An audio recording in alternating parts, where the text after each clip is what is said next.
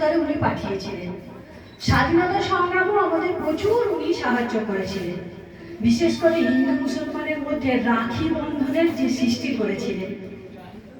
আজ আমরা একসঙ্গে জাত পাত ধর্মকে আলাদা সাইডে সরিয়ে রেখে নিজেদের মধ্যে কত সুন্দর উদযাপন করছে এই দিনটাকে।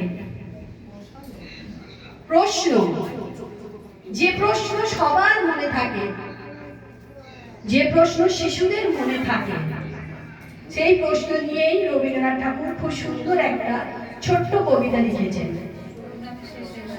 মা গো আমায় ছুটে দিতে বল, সকাল থেকে পড়ছি যে মেলা, এখন আমি তোমার ঘরে বসে করবো শুধু পড়া পড়া খেলা।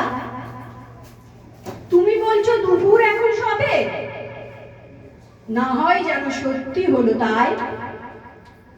একদিনও কি দুপুর বেলা হলে বিকেল বলে মনে করতে নাই? আমি তো বেশ ভাবতে পারি মনে, সূর্য ডুবে গেছে মাঠের শেষে, বাড়তি পুরি ঝুপড়ি ভরে নিয়ে শাক তুলছে পুকুর ধারে এসে। আদার হলো মাদার গাছের তলা, কালি হয়ে এলো দিঘির জল।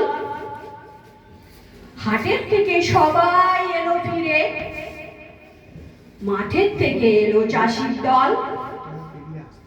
মনে করো না উঠলো সাজের তারা, মনে করো না উঠলো সাজের তারা। রাতের বেলা দুপুর যদি হয়, দুপুর বেলা রাত হবে না কেন? নমস্কার। ধন্যবাদ শিল্পী।